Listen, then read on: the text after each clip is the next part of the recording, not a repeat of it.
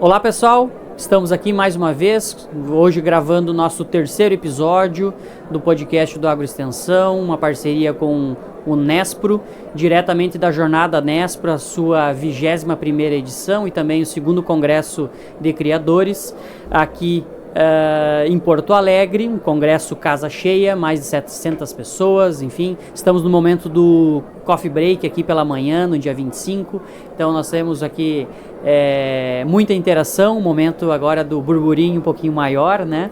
Estamos recebendo para desse terceiro episódio o professor André Sbriscia, né? Que ele é professor da UDESC de Lages, Santa Catarina, e também a nossa, né, companheira aqui de gravação, de projeto também da universidade, a Gabriela Leal. Seja bem-vinda, Gabriela. Muito obrigada, professor, pela oportunidade de estar aqui com grandes professores de universidades consagradas e diretamente da Serra Catarinense para a capital, que tá frio também, né, professor? Tá frio. Essa semana pegou todo mundo desprevenido, não, porque estava na previsão, né? Mas pegou o sul todo aí, essa onda polar. Friozinho maior. Bom, estamos hoje com dois Andrés, né? Eu vou tentar falar o menos possível, porque nós temos o professor André Sbriscia, né? Seja muito bem-vindo. Eu sou professor da Federal do Rio Grande do Sul também aqui, coordenador do projeto Agroextensão, né? Então, professor André, né? Seja muito bem-vindo, né? Para nós começar o nosso bate-papo, sempre nós convidamos os nossos entrevistados, os nossos convidados a falar um pouquinho sobre a sua trajetória, né? Às vezes fica muito ruim eu chegar aqui e ler toda a bio, né? Até porque nós precisaríamos aí uma boa quantidade de minutos para ler toda a bio, né? Enfim, professor, seja muito bem-vindo mais uma vez pela disponibilidade e nós ficamos muito felizes, agradecemos, né? Nos conte um pouquinho, talvez, para as pessoas que ainda não o conhecem, né, na sua transição, a sua formação, a sua caminhada até os dias atuais. Bem-vindo. Tá bom, muito obrigado pelo convite, André, Gabriela. É um prazer estar aqui com vocês nesse episódio, nesse podcast, né? E obrigado pelo convite, tá? Bom, hoje eu estou professor na UDESC, em Lages. A minha trajetória ela começa num curso de agronomia na Universidade Federal do Paraná, em Curitiba, né? E é interessante porque muito antes de fazer agronomia eu já sabia que era agronomia que eu queria fazer, né? Então isso é uma coisa que vem muito do meu tempo de infância no Mato Grosso do Sul, onde eu tive uma criação em uma cidade pequena do Mato Grosso do Sul, em Vinhema, onde lá que eu me criei me encantando pelo mundo, principalmente das pastagens, da pecuária, que era uma atividade que minha família também trabalhava. Então eu tinha convicção em fazer agronomia por causa disso. E fui fazer agronomia em Curitiba, me formei em Curitiba, e depois fui fazer meu mestrado em pastagens, que é uma área que eu também sempre gostei muito, em Piracicaba, fiz o mestrado lá, e o doutorado também em Piracicaba, com um período aí de sanduíche, em que eu fiquei por um tempo na Nova Zelândia, que é um país que é uma referência em pecuária ou produção animal em pasto, né? Aí eu voltei, defendi a minha tese. No ano seguinte, 2005, houve um concurso em Lages. Eu fiz, entrei e estou lá desde então. Gostei do lugar, gostei da universidade, gostei das oportunidades de trabalho que eu tive ali. E em 2024, que fiz uma saída para um período de pós-doutorado na Delhi State University, nos Estados Unidos, onde a gente procurou sedimentar algumas linhas de trabalho que já vinha atuando há alguns anos em Lages. E agora a gente está de volta em Lages, já em sala de aula e com dia a dia de professor. Não, tá joia, que bacana, uma caminhada muito, muito positiva, né? E com certeza com muitas experiências e pontos de vista que, de certa forma, não são de certa forma, diferentes conforme os diferentes ambientes produtivos e condições, talvez edafoclimáticas, que nós encontramos, né, pelo mundo. E aí, quando nós falamos em pastagem, sempre tem, né, essa questão muito de adaptação do clima, ou adaptação do solo, ou da condição que o solo fornece para a planta se desenvolver, para o sistema também, mas também muito pensando em condição climática de desenvolvimento de planta. Se nós pensarmos, por exemplo, o tema da sua palestra hoje aqui no no evento, né, foi as potencialidades e os desafios das forrageiras tropicais para a pecuária de corte aqui no Rio Grande do Sul. Quando nós falamos em forrageiras tropicais, de certa forma, bom, nós temos forrageira tropical com clima frio, que foi o que a Gabriela comentou agora, né? Todo mundo encasacado aqui. Como que nós podemos entender essa dinâmica? Podemos utilizar? Quais são talvez os desafios ou até, vamos dizer assim, limitações, talvez estão dentro dos desafios para poder produzir, né, com grande potencial forrageiras tropicais aqui no Rio Grande do Sul? É muito legal a pergunta, que é um tema, inclusive, que me instigou a preparar essa palestra aqui para o Rio Grande do Sul, porque, de certa forma, em Santa Catarina, nós temos uma realidade que, na escala de Santa Catarina, é similar. Se você vai para o oeste de Santa Catarina, você tem uma realidade muito parecida com o noroeste do Rio Grande do Sul, o litoral com o litoral, a serra com a serra, assim por diante, né? E isso gera tipos climáticos dentro do Rio Grande do Sul muito contrastantes. É muito diferente você falar em pecuária lá nos campos em cima da serra, Vacaria, do que falar em pecuária, por exemplo, na região de Bagé ou até mesmo na fronteira oeste. Então, essa diversidade de clima no Rio Grande do Sul traz uma série de desafios, e um deles é que você não consegue colocar numa única equação uma única solução, por exemplo. Não é como, por exemplo, ir no Cerrado do Brasil, que você pega 1 milhão de quilômetros quadrados, por exemplo, com a mesma temperatura média de verão, e você consegue pegar uma planta com uma braquiária e ela se adapta numa região que é 3,5 vezes o tamanho do Rio Grande do Sul. Aqui, se eu pegar uma planta, não consigo falar essa planta serve para todo o estado. Então, tem uma série de desafios associados a incorporar plantas perenes de verão aqui no Rio Grande do Sul, com o agravante de que nós temos um inverno rigoroso, né? Essas plantas, hoje, como está frio, um dia frio, hoje é dia 25 de junho, um dia frio, essas plantas elas estão possivelmente já com danos severos pela geada em toda a parte do estado, não estão produtivas. Só que nós temos uma vantagem comparado com o Brasil Central, aqui no Rio Grande do Sul, que lá não se tem, que é a possibilidade do cultivo de pastos de inverno. Eu consigo aproveitar esse clima frio, esse clima ameno, com as chuvas que existem no inverno aqui, para plantar aveia, para plantar azevém, trigo de duplo propósito. Nós temos alternativas.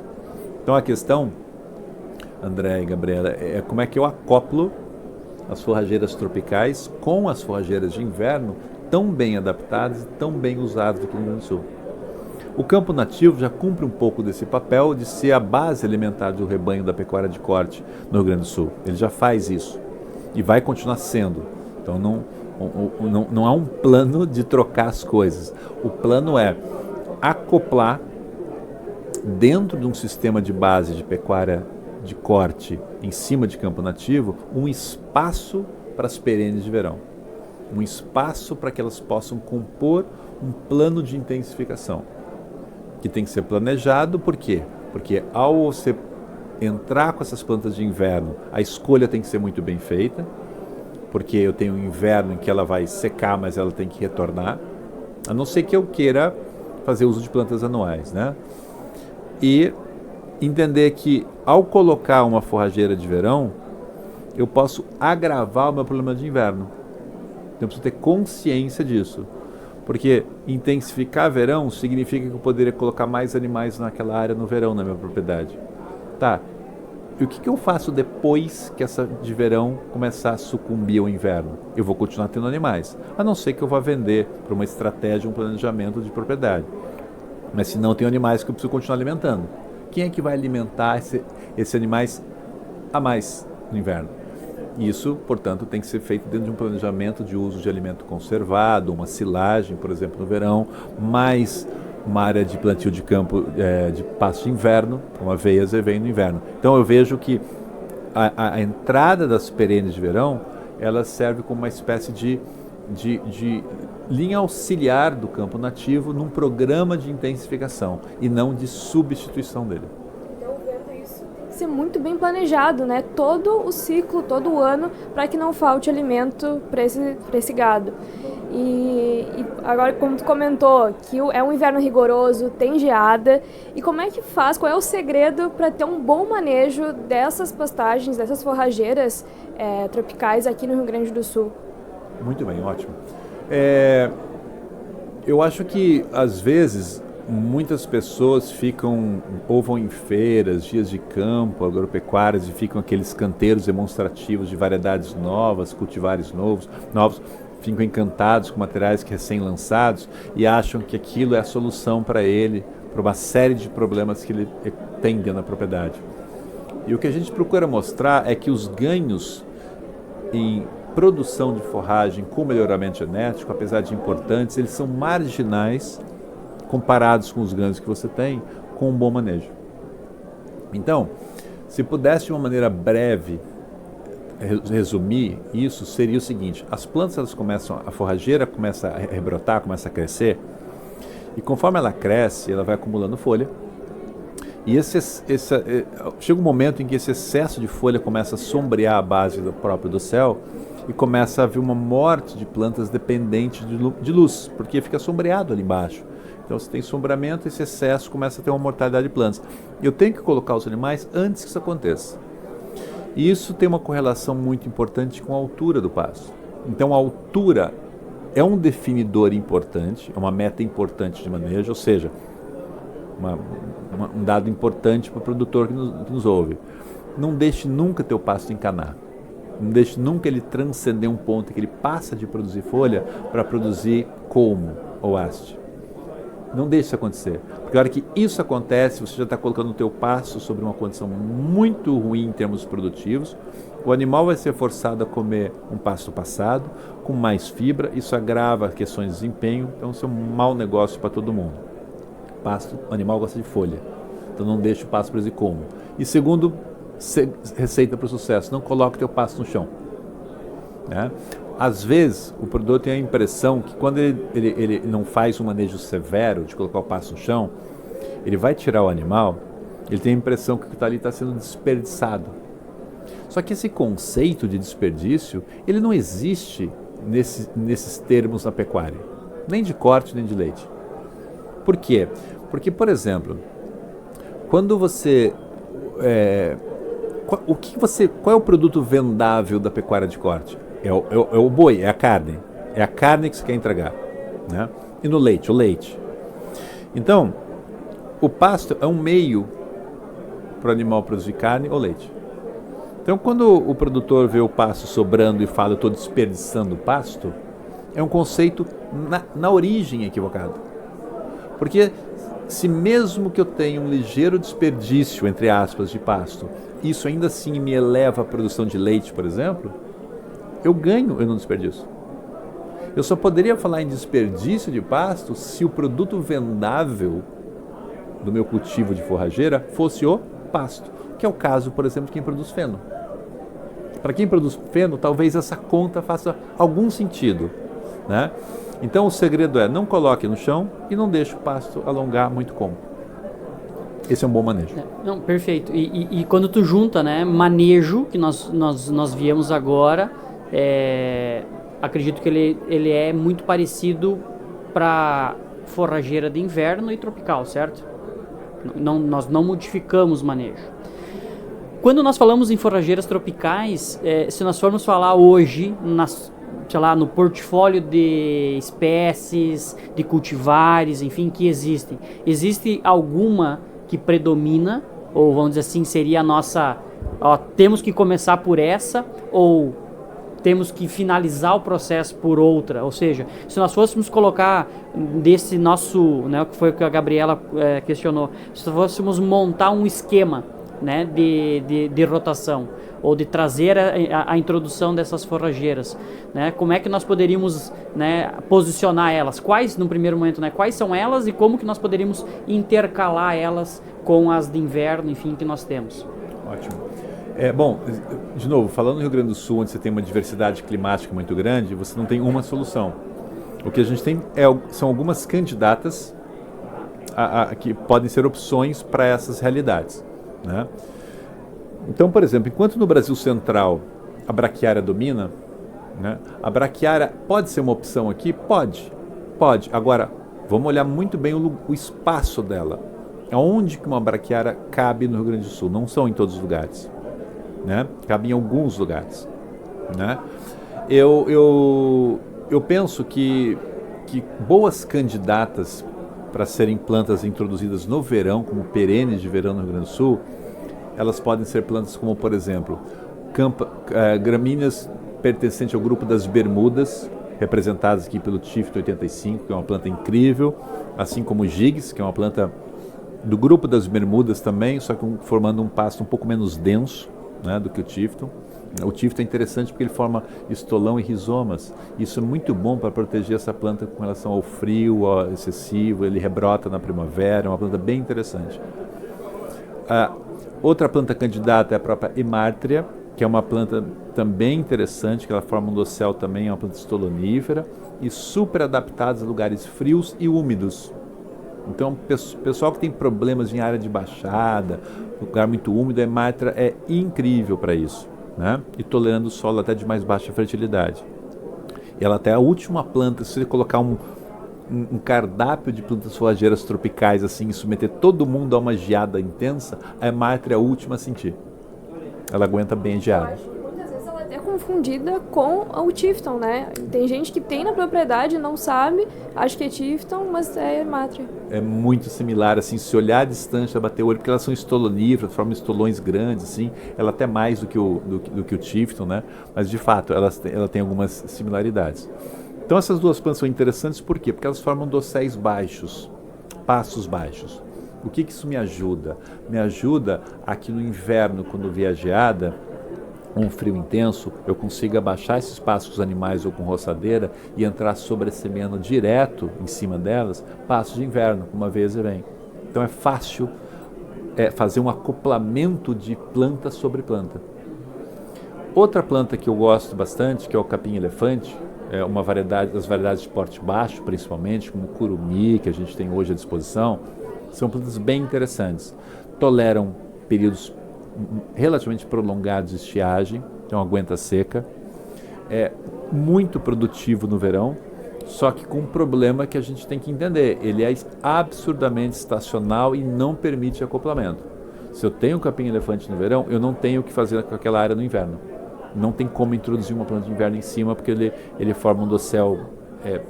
Bom, eu até posso estabelecer.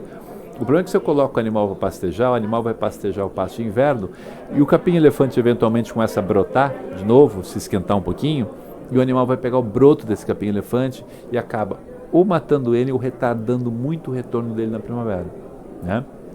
Então ele é um problema nesse sentido. E para não deixar de mencionar uma leguminosa, eu diria que o amendoim forrageiro é a grande opção que nós temos hoje, né, como forrageira leguminosa tropical. Então, eu citei esses quatro, a gente poderia ficar falando talvez um podcast inteiro sobre opções, né? O capim-tangola, que é uma planta, por exemplo, que é um híbrido de braquiárias, né? De braquiária recta com braquiária... falei o nome da segunda, o capim-tanegrass, capim-angola, né? Já lembro o nome da outra espécie. E que é uma braquiária incrível para solo alagado também, para solo muito encharcado, porém para lugares mais quentes, né? Ele não é tão bom em tolerar o frio como a Hemártria. Então a gente poderia aqui fornecendo assim um cardápio de opções, mas a gente tem que parar por aqui, porque senão a gente fica falando só sobre isso também. Sobre isso. E da qualidade, pensando em teor de proteína, claro, não só proteína, mas enfim, condições estruturais, vamos ver, bromatológicas, para que, pensando em ganho de peso, mesmo no inverno ou no verão, enfim, como que nós podemos, com essas quatro que você citou, André, para nós, como é que nós poderíamos pensar? Teria que ter algum desses, nós teríamos que ter alguma suplementação diferente, ou só eles já seria suficiente para ter, né, uma adequada balança nutricional? Pensando em pastagem, claro, né? Sim. Olha, acho que para pecuária de corte, que é menos demandante, por isso que é de leite, Essas plantas tropicais, bem manejadas, respeitando esses limites de manejo de pré e pós-pastejo, eles conseguem entregar desempenhos muito interessantes para essas plantas que são plantas C4, que é um termo técnico que a gente usa para descrever a rota metabólica de fixação do carbono, né? Mas enfim, são plantas de verão, né? E com isso faz com que elas acumulem mais fibra, tem uma série de consequências elas terem essa rota metabólica. A gente esperaria que ela poderia gerar pouco desempenho, mas os resultados que a gente tem hoje, eles são incríveis. A gente tem resultados, por exemplo, de animais pastejando C4, ganhando 800 gramas por dia, 700 gramas no caso do capim-elefante, até 850 gramas no caso de algumas braquiárias em alguns cenários, sem suplementação. Então, só que esses resultados, André e Gabriela, a gente só consegue com bom manejo. Há uma diferença absurda em desempenho quando você faz um mau manejo. Esse mesmo desempenho observado de 800 gramas, ele pode cair para 500 gramas, se você manejar mal. Então, o segredo para obter isso está muito mais associado a um bom manejo da estrutura do que se preocupar muito com a composição química dele, porque ele entrega uma boa composição química para alto desempenho. Uma exceção, vou abrir aqui, para a Hemátria, porque a Hemátria é o seguinte, a Hemátria é uma planta que ela é reconhecida por ter um componente assim estrutural extremamente limitante para alto desempenho. Então você coloca ela independente de como você maneja a estrutura dela, ela vai gerar desempenho em torno de meio quilo por dia. Então não é uma planta que eu escolheria, ou que o produtor deve escolher para fazer, por exemplo, terminação. Mas pode ser um componente importante na fazenda quando você está preocupado, ou um sistema, por exemplo, onde a pecuária de cria impera, ou quando você faz até a recria. Então cada planta dessa existe um espaço para ela dependendo do teu modelo, né? Mas sim, elas são capazes de gerar alto desempenho.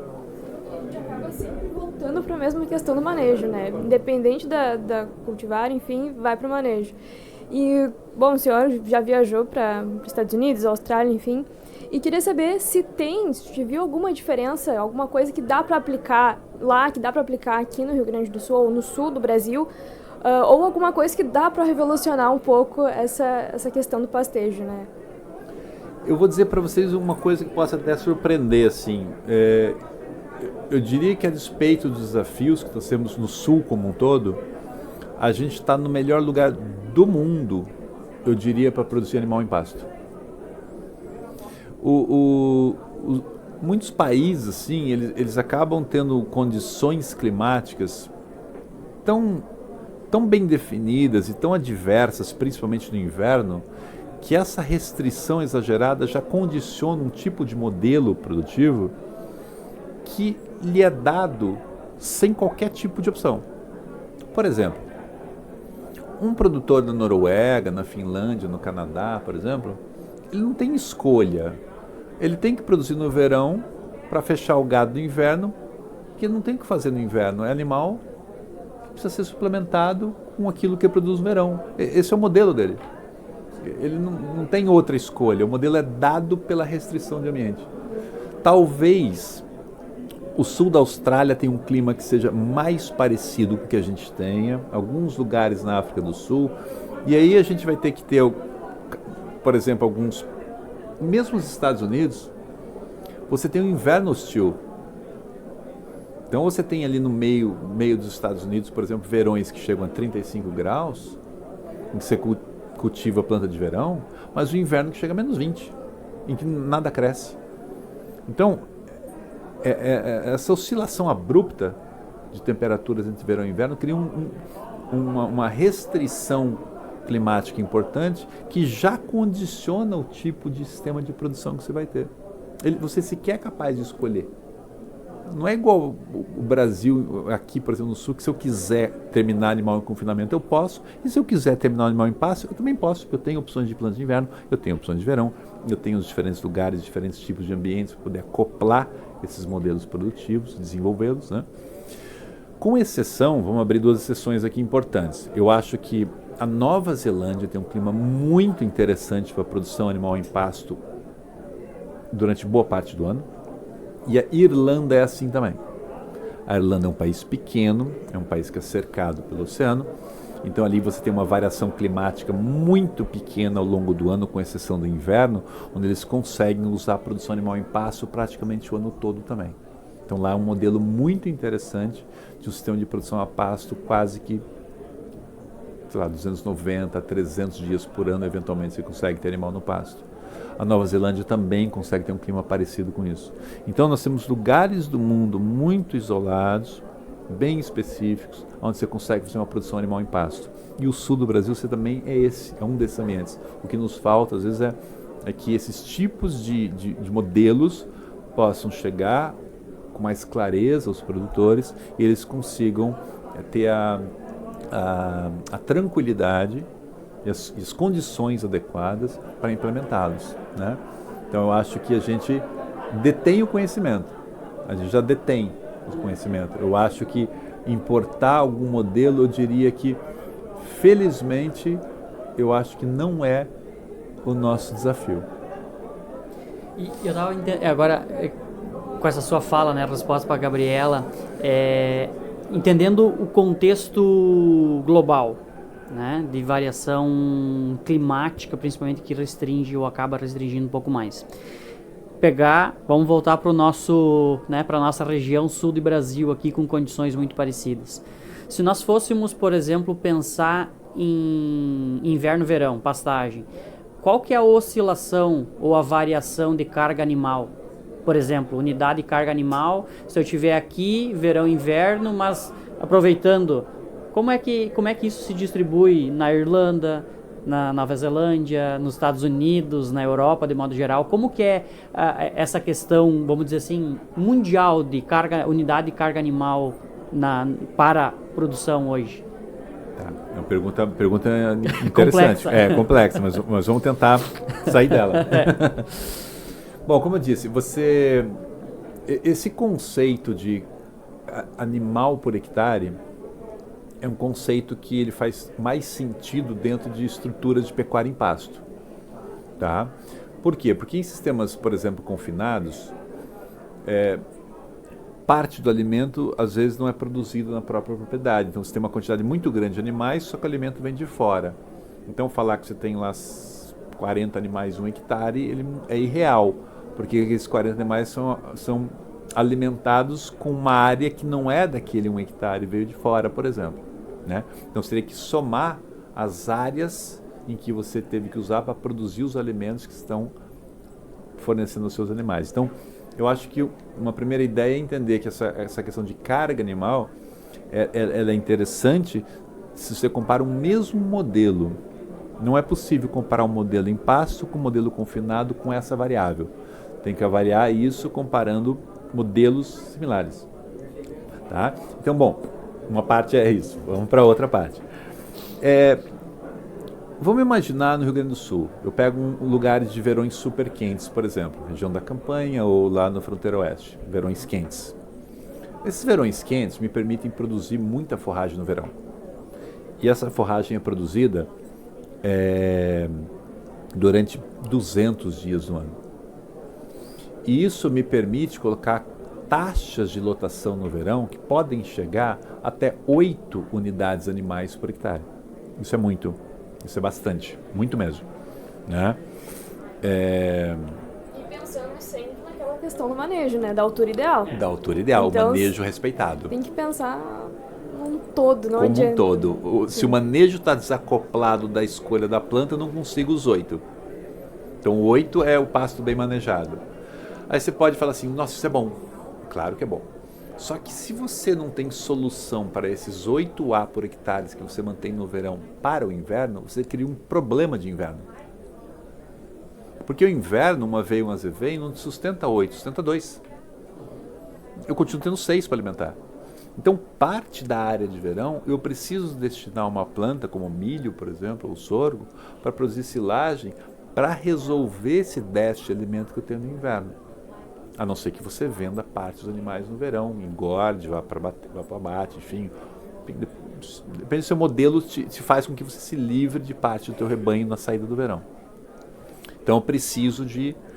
O verão quente me demanda alimento para o inverno, porque minha taxa de lotação sobe muito no verão, para 8, por exemplo. Vamos pegar outro extremo do estado, lugar muito frio, região dos campos em cima da serra, por exemplo. Lá o meu verão é muito ameno. enquanto que na fronteira oeste minha temperatura média de verão é de 26, 27 graus, lá em São José dos Ausentes, minha temperatura média de verão é em torno de 19, 20 graus. São 7 graus de diferença. Isso me reduz drasticamente o potencial de produção do de verão. Então, enquanto na fronteira oeste eu consigo produzir 16 toneladas de matéria seca, o que me sustenta, às vezes, por 200 dias, 7 ou 8 A por hectare, ali nos campos em cima da serra eu produzo menos, o que me achata a quantidade de animais que eu consigo aumentar por hectare, e por um período mais curto, porque o verão não dura 200 dias, dura 115, 120, dura 4 meses que eu consigo usar o pasto. E aí você pode falar, que bom, eu tenho menos problema para o inverno. Mas não é um jeito, é contraintuitivo, mas você agrava o problema de inverno. Sabe por quê? Porque eu passo a ter agora não mais 4 meses para alimentar esse rebanho extra de verão, eu passo a ter que alimentar ele por 8 meses. Eu tenho todo o inverno longuíssimo. E esse inverno longuíssimo não significa que uma aveia e um azevém me produzem nele o tempo todo. Por quê? Porque num dia como hoje, em que amanheceu lá 0 grau, -1, -2, -3, o pasto zero, ele não cresce. A aveia está paradinha, não produz nada. E isso acontece com muitos dias no ano. Então, eu tenho o mesmo problema, só que com magnitude diferente. Então, entender esse acoplamento no espaço, eu consigo, é o único jeito de tentar equalizar uma taxa de lotação que possa se manter estável ao longo do ano. Entender que eu preciso de forrageira de verão, que eu preciso de forragem suplementar produzida como silagem para atender o inverno, e que parte desse alimento pode vir do pasto de inverno também, mas ele não consegue vir todo quando você implementa um pasto de verão. Então, assim, é uma equação que não é simples, ela não é trivial, mas ela tem que ser pensada para a gente resolver esse dilema. É interessante, né? Porque isso geralmente, né, nos tira da zona de conforto justamente para conseguir entender no primeiro processo ou numa primeira etapa, né, no momento, como que nós vamos encaixar tudo isso no sistema de produção, né? Claro que hoje existem muitas alternativas, ou algumas alternativas, né, do ponto de vista de assistência técnica de pessoas de universidades, enfim, e outras empresas também que podem dar, de certa forma, um auxílio ao produtor nesse sentido. Mas antes de nós encerrar, eu gostaria de discutir um pouquinho mais sobre como que o produtor hoje, pensando nesse acoplamento, e aí, claro, nosso encaixe é inverno-verão, né? Como que nós podemos fazer essa transição? Né? Você comentou antes, André, que uma possibilidade seria fazer a sobressemeadura, no caso, se eu não me engano, da Imatria e do Tifton, se eu não me engano, como eles possuem essa capacidade, enfim, né, de estolonizar, de permanecer ali, você não vai ter, de certa forma, ter que matar a planta diferente do Tifton, como é o caso. Não matar a planta, mas, né, não foi esse o sentido. Mas como que seriam as alternativas hoje, justamente nessa transição de verão para inverno e de inverno para verão? Maravilha. São os dois momentos que a gente conhece como vazios de outono e o vazio de primavera. Isso é um momento clássico, conhecidíssimo dentro da pecuária. A gente sabe que acontece. Ele acontece por quê, André e Gabriela? Acontece porque chega no período de março, abril, as temperaturas começam a cair, os dias começam a ficar mais curtos, as plantas de verão começam a reduzir produção. E eu continuo tendo animal para alimentar. Esse alimento tem que vir de algum lugar. Só que meu pasto de inverno sequer está semeado, sequer está pronto. Então eu tenho uma transição outonal que eu tenho que resolver. Bom, a maneira mais eficaz é eu, sabendo disso, planejar o meu verão para uma fração da minha propriedade ter um alimento conservado, para fazer a transição. A silagem, por exemplo, cumpre esse papel muito bem. Uma outra estratégia que poderia ser usada é você diferir no verão, reservar uma parte do teu pasto no verão para acumular bastante pasto. Então não entra animal, ele é vedado, onde os animais só entrarão nele lá em março, abril, nesse período de transição. Então eu tenho um alimento que ele vai estar passado, de baixo valor nutritivo, mas pelo menos eu tenho um alimento. Né? Outra opção é incorporar no meu sistema pastos que tolerem mais as temperaturas mais baixas, como a Emartre, por exemplo, que dela entra com um papel estratégico de atender o rebanho na transição, porque ela é a última a sofrer o dano do frio, ela é a última a sofrer com a geada, então os animais entrariam nela. E nas outras áreas em que eu tenho pasto de verão, eu entro semeando nesse intervalo, nessa janela de outono, a minha aveia e o meu azevém, para estar pronto, dependendo da região, ali em julho, agosto, aproximadamente. Então, entre março e abril, junho e julho, por exemplo, esse período de 2 meses, eu tenho essas alternativas que eu posso tamponar esse momento, esse sistema. São soluções que a gente pode ter. Lá na saída da primavera, eu tenho um problema similar. Eu tenho a temperatura se elevando na primavera. É uma temperatura que já começa a sinalizar para C3. Ei, sementei aí, o dia está ficando longo, vamos reproduzir, vamos liberar descendentes nesse mundo, senão a gente vai sumir. Então é por isso que elas vão florescer lá na saída, lá na primavera, né? Porque o dia fica longo. E começa a esquentar. Só que não é calor suficiente para C4 produzir, mas é um calor suficiente para sinalizar para C3 florescer, o que reduz muito a qualidade dela. Continua tendo o mesmo problema. Aqui nós temos algumas opções. Bom, primeiro, eu posso trabalhar, dependendo do lugar que eu estou, com azevém que sejam, por exemplo, ou aveia. Aveia normalmente é de ciclo mais curto que a azevém já, naturalmente. Mas os azevéns de ciclos mais curtos, diploides. Esses azevéns, eles fecham o ciclo antes.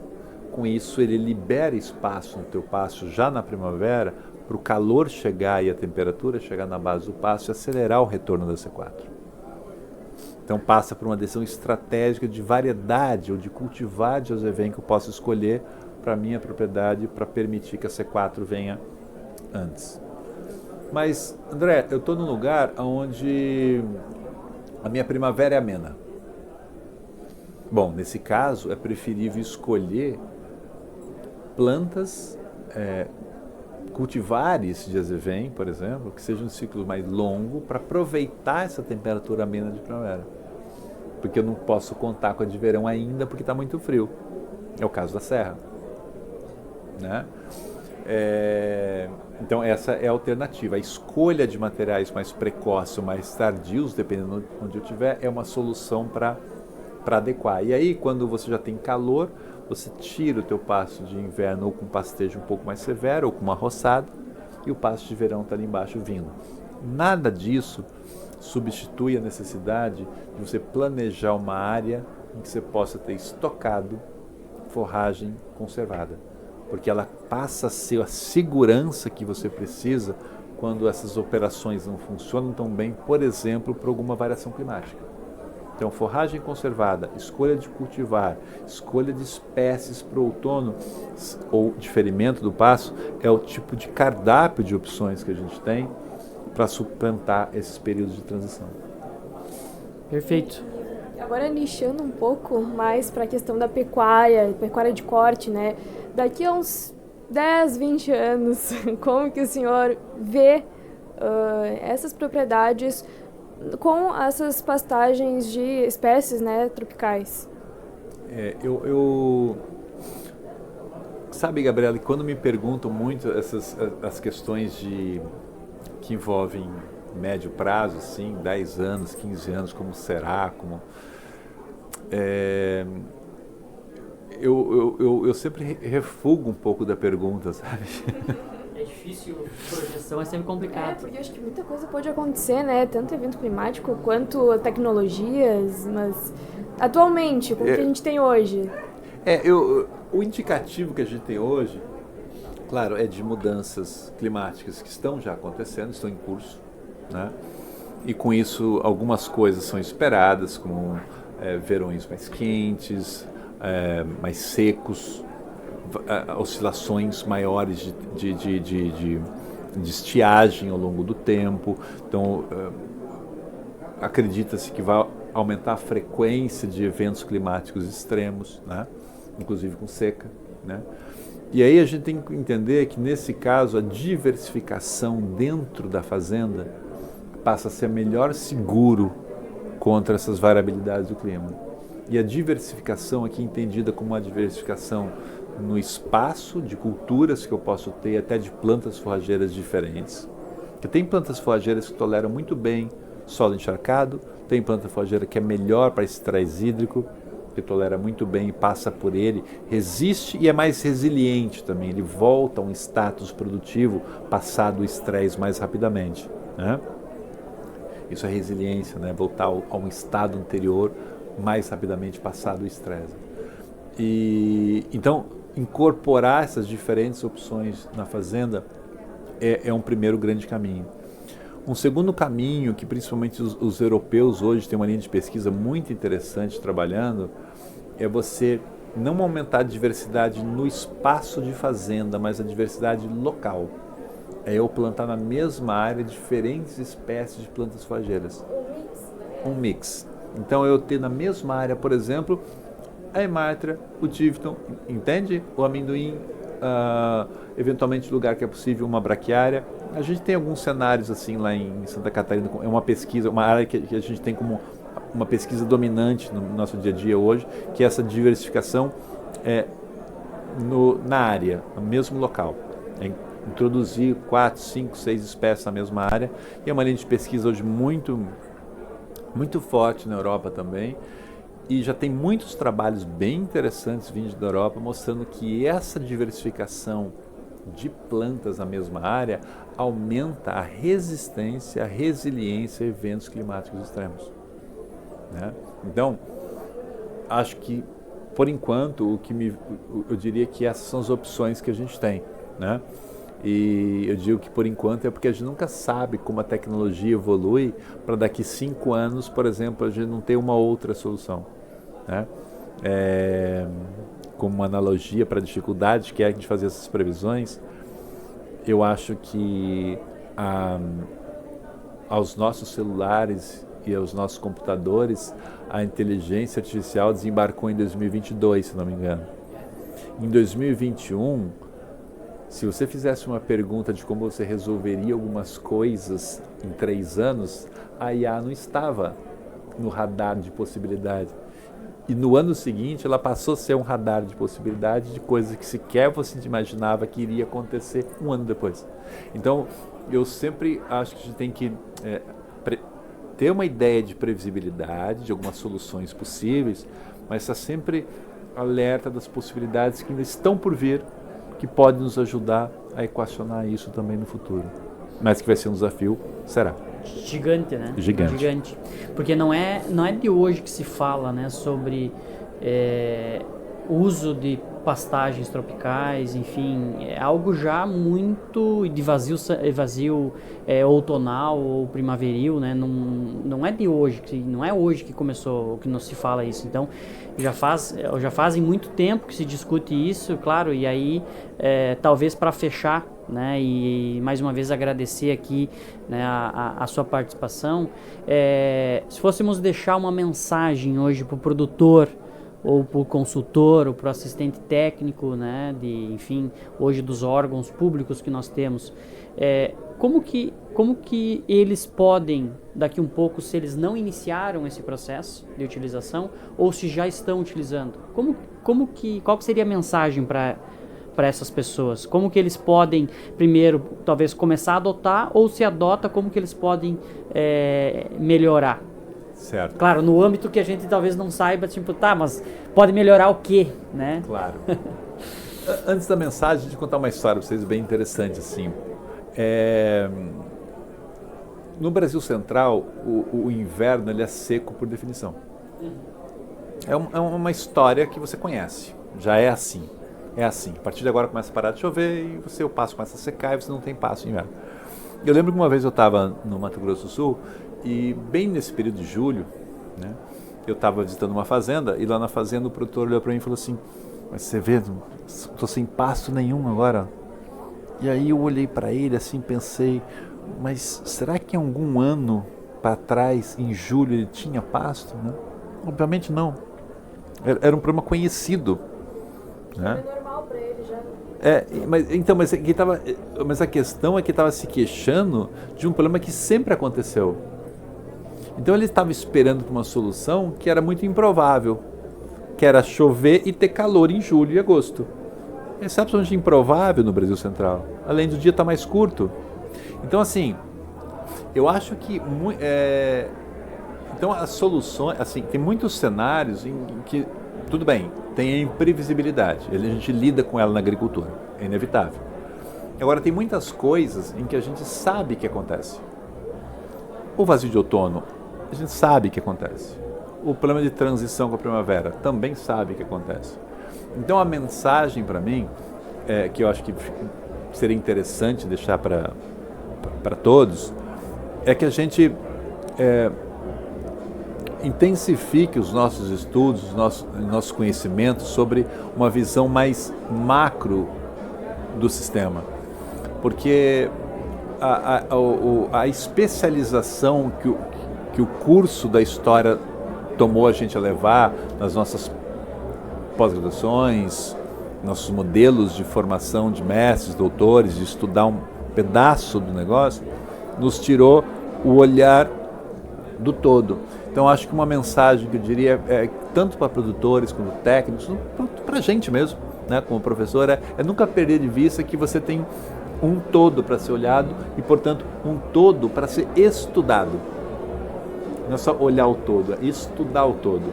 E aí, quando você tem mais bagagem teórica, técnica sobre os assuntos, mais cardápio de soluções você tem para enfrentar os desafios que estão por vir. Acho que é isso. Tá, joia. Muito obrigado, professor Andrés Brícia, pela essa conversa. Foi algo fantástico. Acho que nós conseguimos, né, discutir, circular bastante na nossa condição aqui de sul de Brasil, né? Então, sempre muito interessante, né? Rodamos o mundo, na verdade, né, nessa conversa. Gabriela? Muito obrigada, professor, pela participação. Eu acho que, como o senhor falou, podia ser horas e horas falando sobre isso, mas a gente tem um tempo meio reduzido, mas eu acho que deu para abranger tudo e entender um pouquinho mais como que a gente pode aplicar isso aqui nas nossas condições. Eu agradeço a oportunidade, não estava contando com isso, mas fiquei muito feliz de estar aqui com vocês essa manhã. Muito obrigado por isso, tá? E parabéns pelo projeto. Tá, joia. Muito obrigado, muito obrigado.